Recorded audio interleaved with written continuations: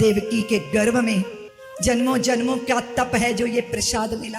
कुछ माताएं ऐसी होती हैं अदिति जैसी, जो सामान्य मनुष्य को गर्भ में धारण नहीं करती, मरण धर्मा को गर्भ में धारण नहीं करती, वो अजन्मा अविनाशी को गर्भ में धारण कर। अदिति ही तो है जो देवकी बनकर कृष्ण को अपने कोख में धारण किए, जिन्होंने गर्भ में धारण, वही जिसने वामन भगवान को अपने उदर से प्रकट किया।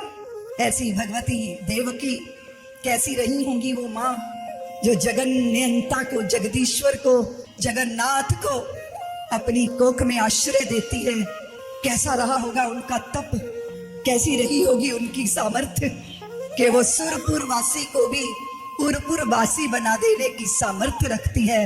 ये भारत की ही किसी नारी में सामर्थ्य है कि वो परमात्मा की जननी बनती है।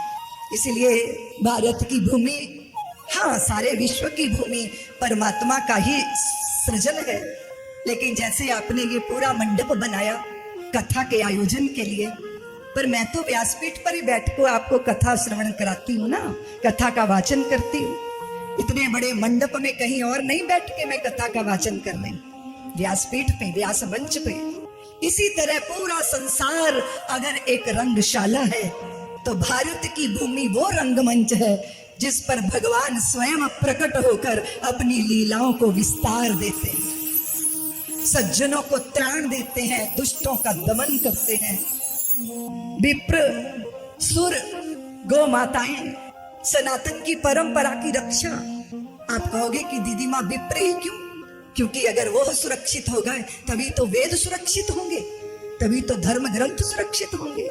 सारे समाज को सही दिशा देने वाले, बोध कराने वाले, इस देश के अंदर जो मति का काम करते हैं, मति विभ्रमित हो जाए, मति अगर खराब हो जाए, दिमाग अगर थोड़ा हिल जाए तो अच्छे से अच्छा अमीर आदमी भी सड़कों पे कागज बीनता दिखाई देता है। इसलिए मति का संतुलित रहना बहुत जरूरी है। मति भी हो, गति भी हो, शक्ति भी हो, स्थिति भी दृढ़ हो।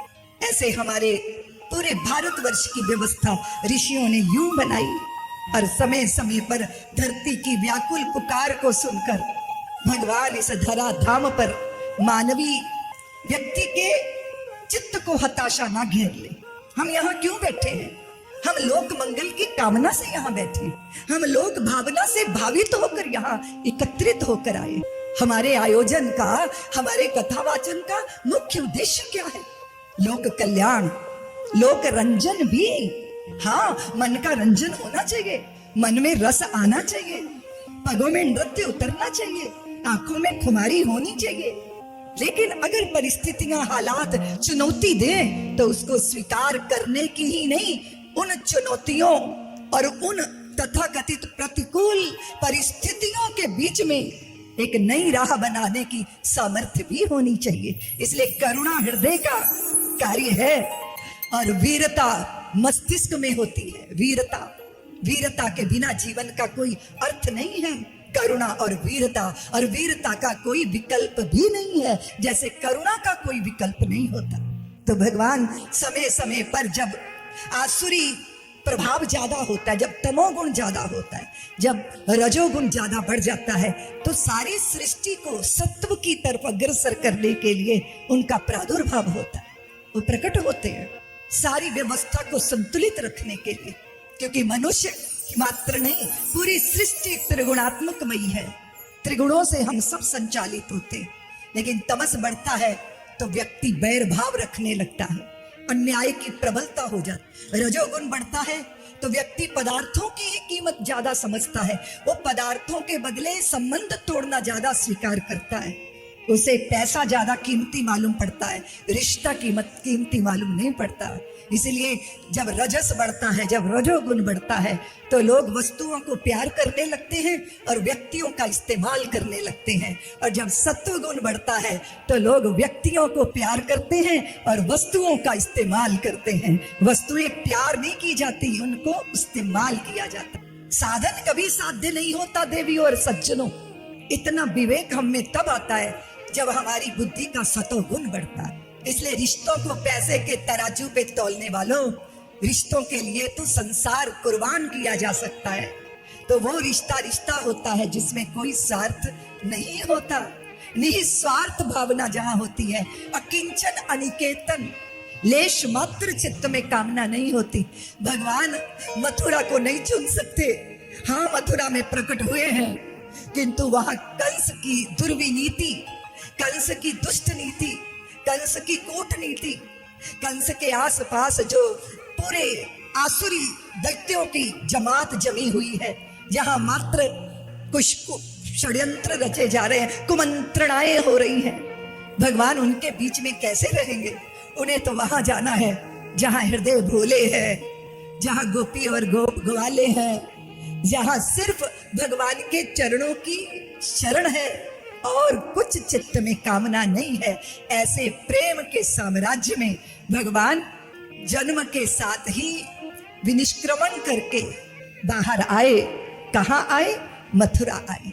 आपने सब जानते हो कि जब मथुरा से भगवान ब्रज आए, वसुदेव की बेड़ियां, ताले, कारागार के द्वार सब तो खुल गए, टूट गए ताले, पहरेदार सो गए, सारा मथुरा बेहोश हो गई। भगवान की लीला अभिमंत्रित से वसुदेव यमुना को कैसे पार कर गए? कहां जा रहे हैं? नियति उनको किधर ले जा रही है? और नियति के हाथ का खिलौना बन गए। अपना हृदय धन नीलमणि, श्याम सुंदर, माखन जैसा कलेवर जिनका, आसमानी आभा जिनकी, बड़े बड़े कमल नेत्र, जी भर के अपने पुत्र के सौंदर्य को देखने का भी अवसर नहीं। इससे बड़ी विपत्ति किसी के जीवन में हो सकती है? 6 पुत्रों को अपनी आंखों के सामने काल कवलित होते देखना। कितने कष्ट झेले देवकी मां ने। अपने नवजात शिशुओं की हत्या अपनी आंखों के सामने देखी अपने भाई के द्वारा। दूर नंदगेह का जो दीप था, शिखर दीप, उसके प्रकाश को जैसे प्रकाश ने आकर्षित कर लिया हो वसुदेव जी को। बस बरबस चरण उधर ही बढ़े चले गए। सोचा कि द्वार खटखटाऊंगा, पर द्वार तो खुला ही पड़ा था।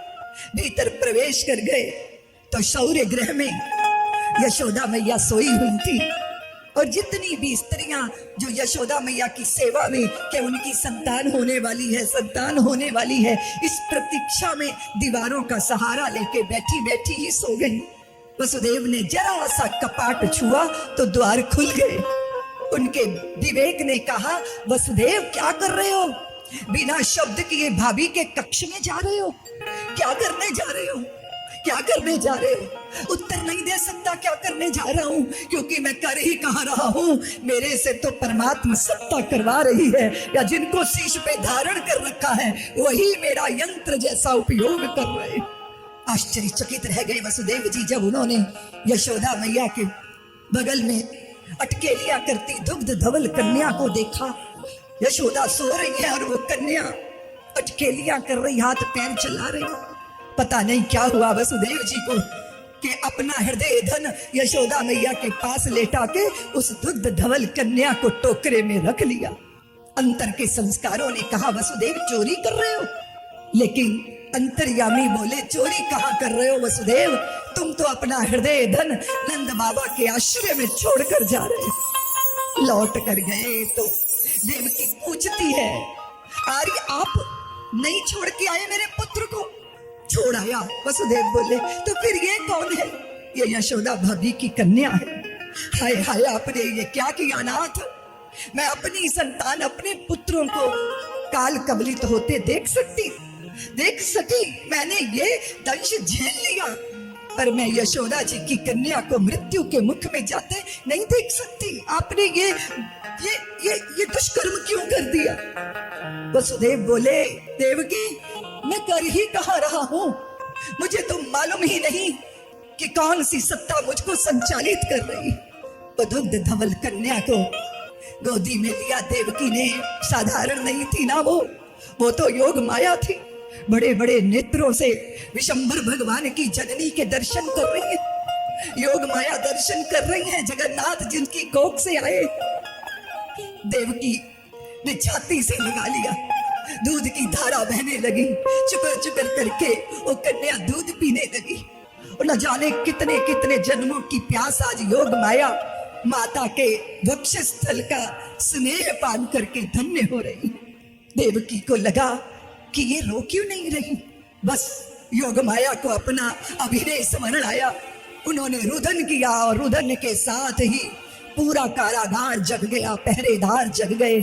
समाचार भोजराज कंस के पास पहुंचा कि देवकी ने संतान को जन्म दे दिया। और वो पागल, अकुलाया, बौखलाया, बिखरे बाल, पदत्राण तक पहने नहीं उसने, रथ तक का प्रतीक्षा करी नहीं उसने। रात्रि भर बारिश हुई है, रात्रि भर बादल गरजे हैं और वो पैदल ही पैदल कारागार की तरफ भागा चला गया। और जैसे ही काल कोठड़ी देवकी के सामने जाकर खड़ा हुआ तो देवकी ने कहा, मेरे भैया, मैंने पुत्र को जन्म नहीं दिया, मैंने कन्या को जन्म दिया है। मैंने बहुत पुत्रों को तेरे हाथों मरते देखा है भैया, किंतु कन्या तो अबध्य होती है। कन्या का तो कोई दुश्मन नहीं होता और कन्या तो किसी की भी दुश्मन नहीं होती। छोड़ दे भैया, मेरी कन्या को छोड़ दे। लेकिन उस दुष्कर्मी दुर्विनीत नर पिशाच ने कहाँ सुनी प्रलाप देवकी के। उसने तो वो कोमल कन्या का पैर चरण पकड़ा, पटक के पत्थर को मारने के लिए उद्यत हुआ। वो साधारण तो नहीं थी ना, हाथ से छूट गई, आसमान में गर्जन तर्जन करने लगी। अष्टभुजा दुर्गा, अष्टभुजा जगदम्बा, न जाने कितने देव, न जाने कितने गंधर्व भगवती की स्तुति कर रहे हैं। और भगवती जगदम्बा आसमान में गर्जना करते हुए कह रही हैं कि भोजराज, पापात्मा कंस, तुम अपने काल के भय से इतने सारे निर्दोष शिष्यों की हत्या करता घूम रहा है। बंद कर दे ये हत्या, क्योंकि तेरा काल तो यत्र तत्र जन्म ले चुका है। बस यह सुनना था कि कश खाकर बेहोश हो गया, धरती पर गिर गया। और जैसे ही थोड़ा संभला तो देवकी के पैर पकड़ लिए कि बहनोई वसुदेव जी, देखो देवता कितना असत्य बोलते हैं। उन्होंने आपकी संतानों को मेरे हाथों से मरवा दिया, मेरे हाथों से मरवा दिया। मैंने इतना बड़ा दुष्कर्म किया, बड़ा प्रलाप किया और इसके बाद उपदेश भी दिया देवकी वसुदेव को कि शरीर तो समाप्त होते ही हैं, आज नहीं तो कल, कल नहीं तो परसों, आत्मा तो अजर अमर है। ऐसी आत्मा की अजर अमरता का उपदेश देवकी वसुदेव को दे रहे हैं कंस। और बीच बीच में रो भी रहा है। और सहदेव, देवकी और वसुदेव ने कहा, हमने तुम्हें क्षमा कर दिया कंस, विधाता जो चाहते हैं वही होता है। लेकिन जैसे ही वो दुर्मति अपने मंत्रियों के बीच में आके बैठा, उसकी असुरता प्रबल हो गई। यहाँ कुमंत्रणाएं हो रही हैं कि 10 दिन के अंदर जो बच्चे पैदा हुए हैं उस सब की हत्या कर देनी चाहिए। और उधर क्या हो रहा है, उधर श्याम सुंदर प्रतीक्षा कर रहे हैं। यशोदा मैया जागे, यशोदा मैया जागे। माँ तो सो रही है, तो कान्हा ने धीरे से करवट ली, माँ की कंचुकी सरका दी, माँ के स्तन पीन पयोदर प्रकट हो गए। अपने नन्हे नन्हे हाथों से माँ का स्तन पकड़ के मुख में रख लिया, चुकुर चुकुर चुकुर दूध पीने लगे। उस सुंदर से स्पर्श को पाके माँ की आंखें खुली, यशोदा उठकर बैठ गई, श्याम सुंदर को गोद में लिया। बड़े बड़े नेत्रों से श्याम सुंदर भगवती यशोदा मैया को देख रहे हैं। यशोदा सोच रही है, अरे ये कब हुआ, ये कैसे हुआ, इसके होने की तो मुझे कोई पीड़ा ही नहीं हुई। माँ नहीं जानती कि ये पीड़ा देने नहीं आते, ये तो जन्मों जन्मों की पीड़ाओं का हरण करने आते हैं। भगवान चुपचाप माँ को देख रहे हैं। माँ सोच रही है कि रोता क्यों नहीं। तैसे ही भगवान को भी अपना अभिनय याद आया। उन्होंने रोना प्रारंभ किया तो पूरा गोकुल जागृत हो गया, शोर मच गया। यशोदा मैया को पुत्र हुआ है, यशोदा मैया को पुत्र हुआ है। सुनंदा ने कांसे की थाली बजाकर घोषणा कर दी, परम भागवत नंदलाय जी की भारिया यशोदा मैया ने पुत्र रत्न को जन्म दिया है। जय जयकार होने लगी चारों तरफ। भगवान के प्रादुर्भाव ने पूरा ब्रज आनंद में निमग्न कर दिया।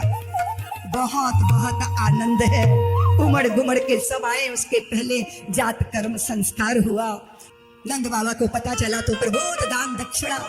नंदस्त्वात्मज उत्पन्ने जाता लादो महामनः आहूय विप्राण वेद ज्ञान स्नाता सुशीलंकृता।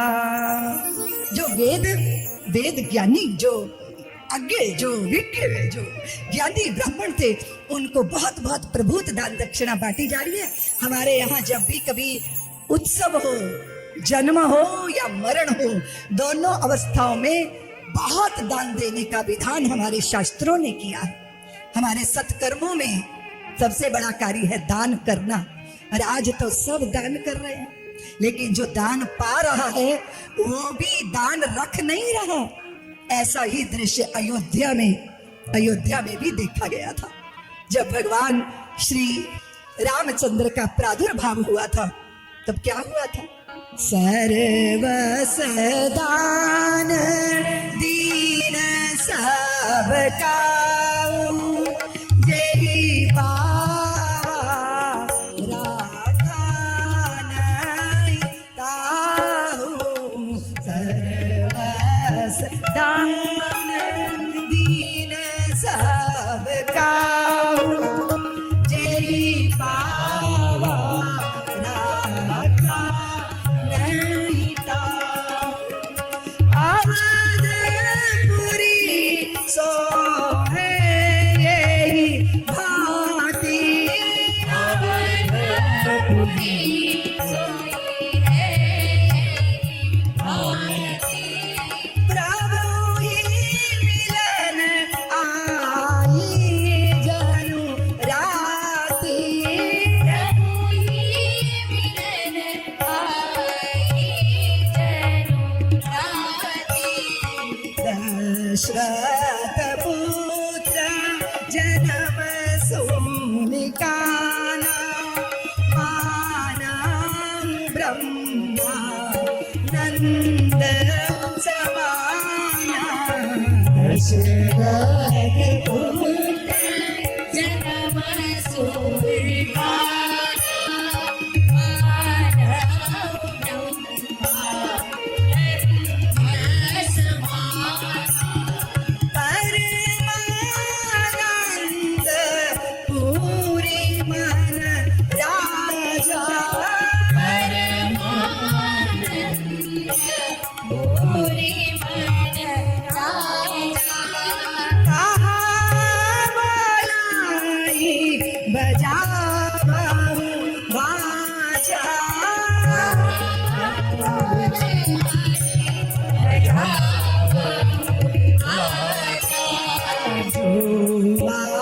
आनंद सिंधु सुख राशि करते लोक सुपासे। जो आनंद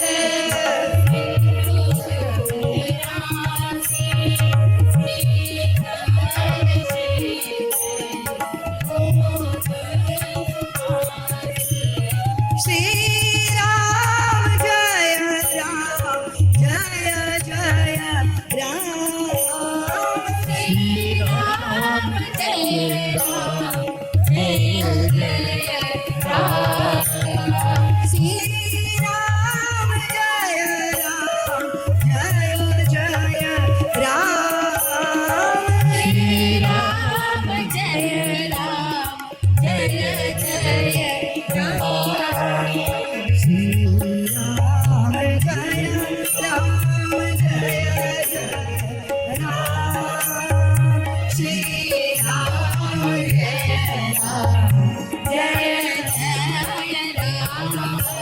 सर्वस दान दीन सब काहू जय पावा राखा नहीं। जब आप आनंद में होती है ना, तो आप में उदारता आती है। क्या आती है?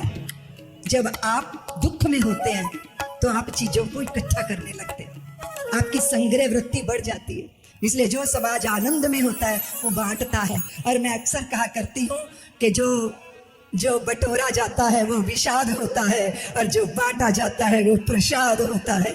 इसलिए किसी भी समाज के मानसिक स्वास्थ्य का अगर आकलन करना हो तो देखा जाता है कि वो कितना परमार्थ कर रहा है, उसको कितना किसी दूसरे की सुविधा की, सुख दुख की चिंता है। ऐसा ही समाज हम भारतीयों का समाज है। हमें ये परंपरा से प्राप्त है कि जब आनंद हो, प्रसन्नता हो या कभी दुख का भी प्रसंग आ जाए, क्योंकि हम सब जानते कि हमने पत्नी को चुना, हमने मित्र चुना, हमने पति चुना, हम बिजनेस चुनते हैं कि कौन सा करना चाहिए, हम स्थान चुन लेते हैं किस घर पे हमें, किस भूमि पे हमें घर बनाना चाहिए। सुन रहे हो देवी और सज्जनों, पर हम कभी ये नहीं चुन सकते कि हमारे माता पिता कौन होंगे। क्या आपने माँ को चुना कि किस माँ की कोख से आप जन्मेंगे? आप एक अच्छे संस्कारी पिता के पुत्र बने, आप एक अच्छी सनातनी माँ की गोद से खेल कर बड़े हो गए। कौन सा ऐसा चुनाव था ये आपका? ये आपका चुनाव नहीं था, ये आपके पुण्यों का परिपाक था कि आप सज्जनों के घर में आपका जन्म। इसलिए बहुत जरूरी है देना, लेकिन देना सबके बस की बात है नहीं। इसलिए समर्थ गुरु रामदास कहते थे कि अगर देने को कुछ ना हो तो अपने आंगन की थोड़ी मिट्टी खोद के किसी के भिक्षा पात्र में डाल देना। कोई मांगने आया हो तो उस मिट्टी से उसकी भूख नहीं बुझेगी, किंतु तुम्हारा देने का संस्कार जिंदा रहेगा। और संस्कार देने का होगा तभी तो सामर्थ्य होने के बाद तुम दे पाओगे। नहीं तो हमने लोगों को बहुत धनी देखा पर कौड़ी नहीं निकलती, देने के नाम पे नानी मर जाती है। अब गरम गरम दलिया बैठ के खा रहा है, उसमें शक्कर डाल के, घी डाल के, और भिखारी मांगे जा रहा है कि तू खा रहा है मुझे भी दे दे, तू खा रहा है मुझे भी दे दे। अब ये बुजुर्ग खाए जा रहे हैं, उसको कनखियों से देखा वो कितना कमजोर है, देखा वो कितना दुर्बल है, और देख लिया कि वो कितना भूखा है, फिर भी मन में नहीं आया कि इसे भी थोड़ा दे दूं। और जब बार बार वो भिखारी मांग रहा तो इसकी पुत्र वधू आई, और पुत्र वधू ने आके उस भिखारी से कहा, भिक्षुक देवता यहाँ क्यों समय बर्बाद करते हो, आगे जाओ कहीं मांग लो, यहाँ मत खड़े रहो, क्योंकि मेरे ससुर आपको नहीं दे पाएंगे, वो तो बेचारे स्वयं बासी खा रहे हैं। अब जैसे उसने ये कहा कि मेरे ससुर बासी खा रहे हैं, तो ससुर के ईगो पे चोट लग गई। उसने कहा तुम कितनी बदतमीज हो, मैं गरम गरम दलिया खा रहा हूँ और तू कह रही है कि मैं बासी खा रहा हूँ। तू सामने सामने झूठ बोलती है और मुझे झूठ बिल्कुल पसंद नहीं है, इसलिए जल्दी से अटैची पैक कर अपनी और अपने पिताजी के यहाँ जाओ। तो पुत्र वधू बोली कि पिताजी जब मुझे लेने गए थे तब तो 2 बसें भर के बारात लेके मुझे लेने गए थे, और अब भेज रहे हो चुपचाप, भेजना है तो सारे समाज को एकत्रित करो। तो पूरा समाज जुट के बैठा, तो उससे पूछा गया कि भाई तुम्हारी क्या गलती करी तेरी बहू ने, तेरी पुत्र वधू ने? तो उसने कहा कि मैं गरम दलिया खा रहा था, इसने कहा मैं बासी खा रहा हूँ। इसने झूठ बोला, और झूठ बोलने वाले पे तो विश्वास नहीं किया जा सकता, उसे घर में कैसे रखा जा सकता है। तो पुत्र वधू उठी समाज के बीच में, उसने पहले सबको प्रणाम किया, फिर विनम्रता से हाथ जोड़े, फिर कहा कि मुझे बोलना तो नहीं चाहिए, उचित नहीं है बोलना, पर बोलना तो पड़ेगा ही, क्योंकि जो मेरे पे आरोप है उसके लिए तो कुछ तो मुझे कहना पड़ेगा। मैं आपसे कहती हूँ कि मैंने झूठ नहीं बोला, मैंने सत्य बोला।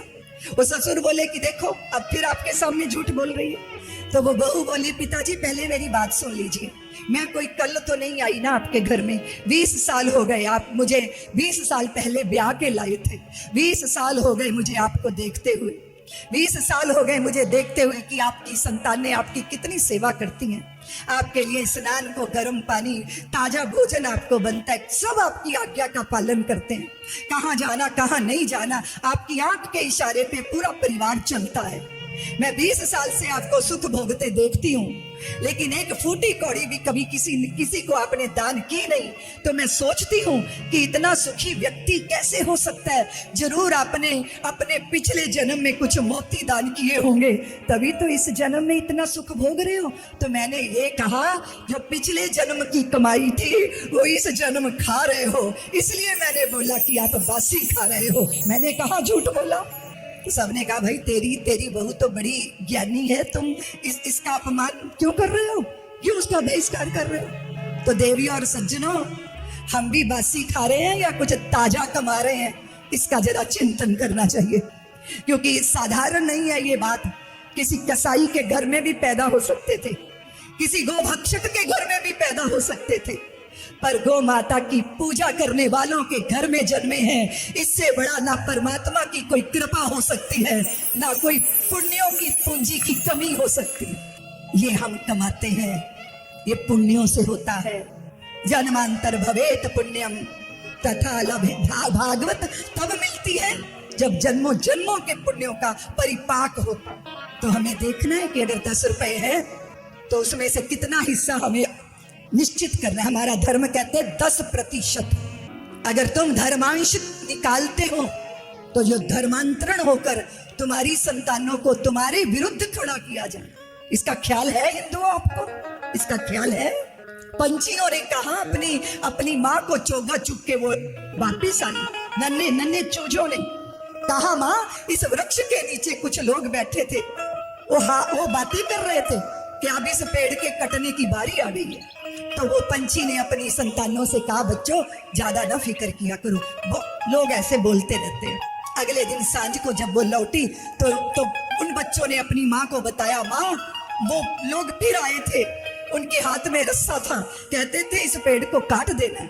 तो उस माँ पंछी ने अपनी संतानों को निश्चिंत किया, नहीं बच्चों फिक्र मत करो, रस्सा वस्सा लेके आए लोग क्या बिगाड़ेंगे इस वृक्ष का, तुम तो निश्चिंत रहो। अगली शाम वो फिर जब लौटी अपने बच्चों के लिए भोजन की व्यवस्था करके, तो बच्चों ने कहा, माँ वो फिर आए थे, उनके हाथ में कुल्हाड़ी थी, वो कहते थे कि इस पेड़ को काट देना है। आज नहीं कह सकी माँ कि तुम निश्चिंत हो जाओ। माँ ने कहा, संतानों अब इस वृक्ष को छोड़ने का समय आ गया, अब इस वृक्ष को कोई नहीं बचा सकता।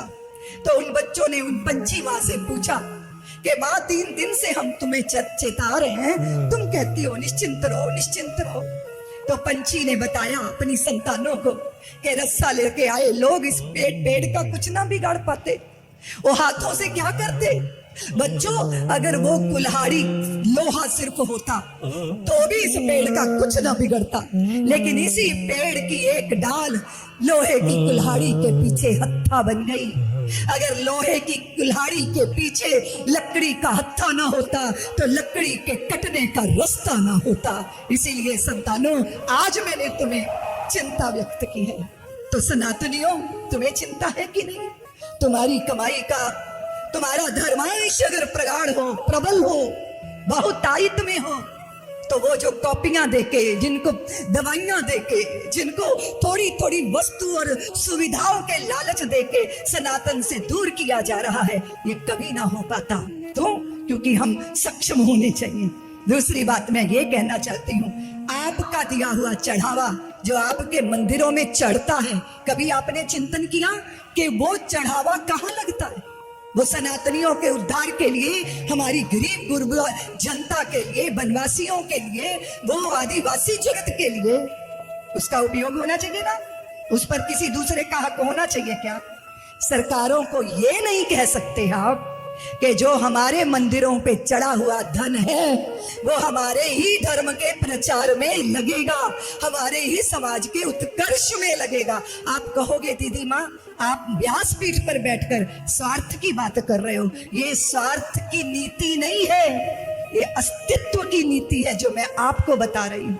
क्योंकि जिस तरह के षड्यंत्रों से भारत को घेरा जा रहा है, प्रलाप हो रहे हैं, अनर्गल भारत को विखंडित करने के षड्यंत्र रचे जा रहे हैं, प्रत्येक सनातनी को अपनी कमाई का 10वां हिस्सा राष्ट्र और धर्म की रक्षा में समर्पित करना चाहिए। अगर तुम सहमत हो तो ताली बजा के मुझे आश्वासन दो कि हाँ दीदी माँ हम अपना कर्तव्य निभाएंगे, हमें अपना कर्तव्य निभाना है। हमें अपनी भोली भाली जनता जो अपनी पवित्र परंपरा से दूर की जा रही है, किसी अभाव के कारण हम वो अभाव नहीं रहने देंगे। इसलिए देवियों तुम नहीं अगर नए कपड़े खरीद के किसी को दे सकती, पर अलमारी खोलो, खोलो अलमारी।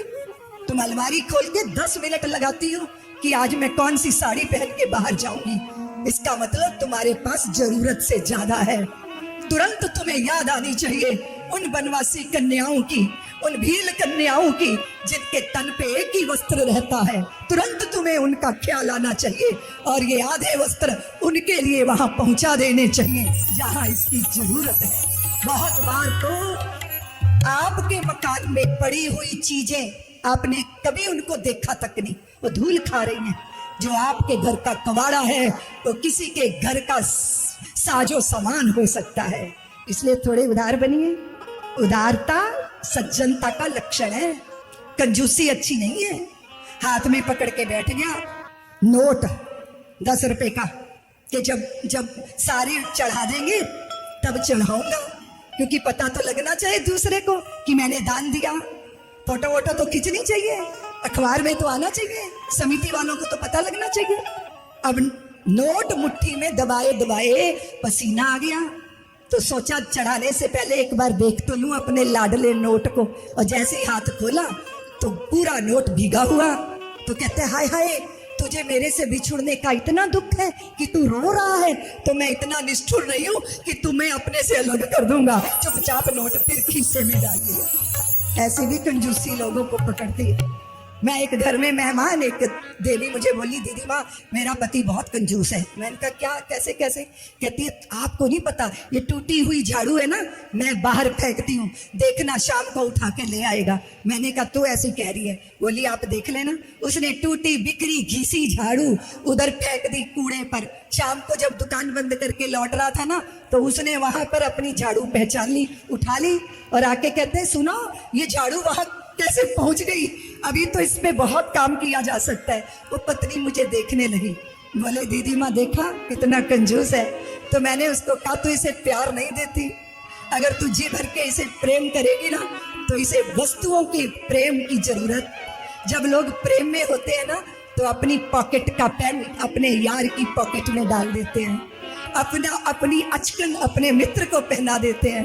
प्यार का लक्षण है कि हमें देने का मन करता है। और आज पूरा ब्रज एक दूसरे को जो जो प्राप्त कर रहा है वो सब एक दूसरे को दिया जा रहा है। बात ये है कि जो पा रहा है वो आगे दे रहा है, जो पा रहा है वो आगे दे रहा है। श्याम सुंदर को नहला धुला के पीताम्बर में लपेट के पल्ले में पौड़ाया गया है और सब पूछते हैं कि कुछ तो गड़बड़ है। गड़बड़ क्या है? गड़बड़ ये है कि नंद बाबा गोरे हैं, यशोदा मैया गोरी है, और ये दाऊ साल भर के हो गए ये भी गोरे हैं, और वो रोहिणी रानी मैया वो भी गोरी है। ये काला कहाँ से आया है? तो दूसरी कहती है कि दाल में कुछ काला लगता है। वो तीसरी कहती है दाल में काला नहीं, यहाँ तो पूरी दाल ही काली है। तो जाके पूछना चाहिए ना यशोदा मैया से कि कहाँ से आए हैं तेरा लाल, जरा हम भी पूछ लेते हैं, इसी बहाने दर्शन भी कर लेंगे। क्यों देवी हो? ताली बजानी पड़ेगी। तने लाल कहाँ ते पायो री, बताए दे सांची मोहे। तने लाल कहाँ ते पायो री, बताए दे सांची मोहे।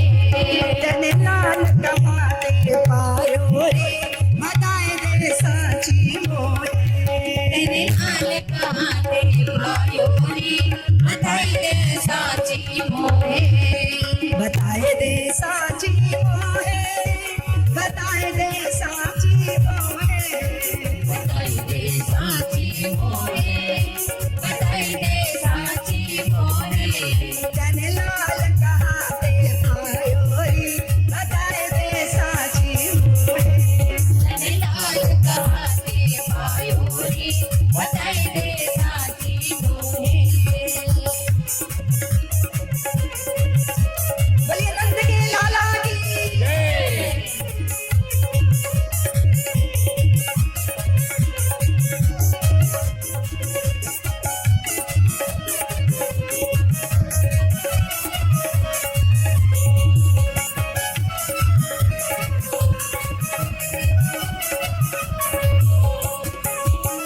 मथुरा में याने जन्म लियो है, मथुरा में याने जन्म लियो है। मथुरा में याने जन्म लियो है, मथुरा में याने जन्म लियो है।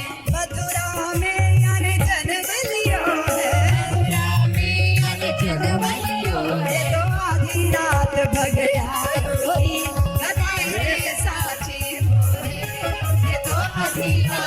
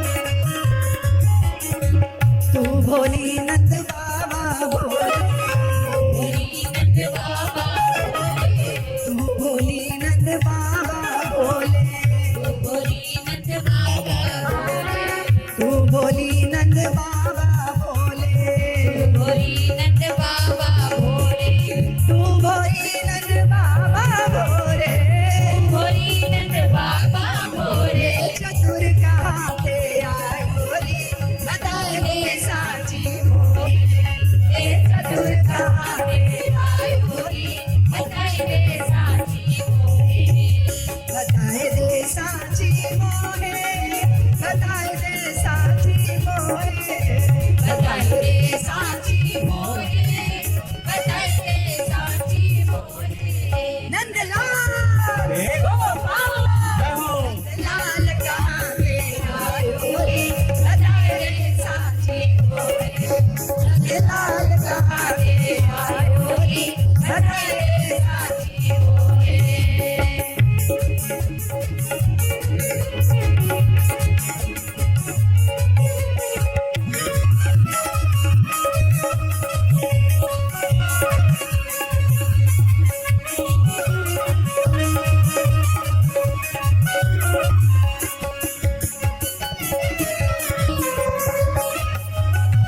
बोले कृष्ण कन्हैया लाल की, बोले नंद के लाला की।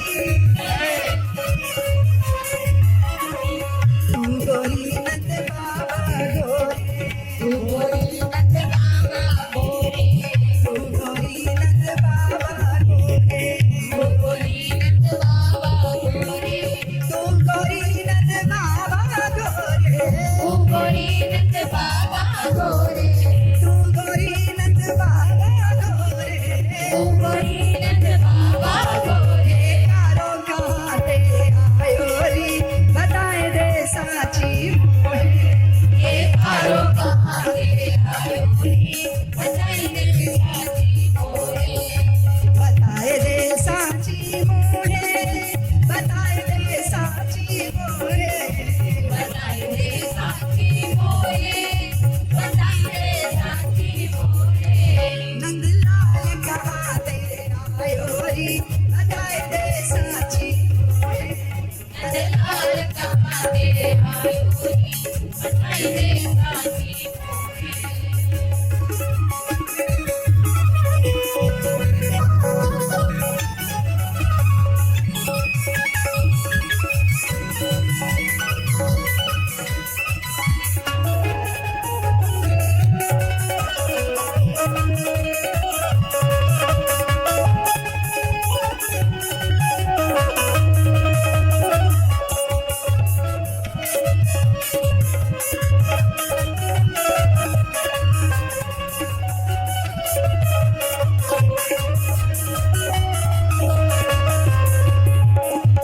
चंद्र सखी भजपाल कृष्ण छवि, सखी भजवान कृष्ण छवि, चंद्र सखी भजपाल कृष्ण छवि, चंद्र सखी भजवान कृष्ण छवि, चंद्र सखी भजपाल कृष्ण छवि। सखी भजवान कृष्ण ये तो मन में, ये तो ही में, ये तो ही में आग रमाई बोली बताए दे साची बोले, ये तो नैन के बीच समाई बोली बताए दे साची बोले, नैन के बीच समाई बोली बताए दे साची बोले, बताए दे साची बोले, बताए दे साची बोले, बताए दे साची बोले, बताए दे साची बोले। नंदलाल गोपाल नंदलाल कहाँ ते आयो री बताए दे साची अरे भैया मुझे बता दो ना कहाँ से लाए हो।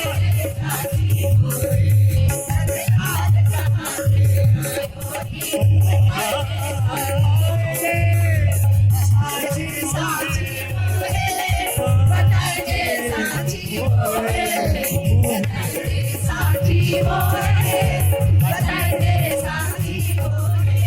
नंदलाल नंदलाल कहाँ ते आयो री बताए दे साची बोले, नंदलाल कहाँ ते आयो री बताए दे साची बोले, नंदलाल कहाँ ते आयो री बताए दे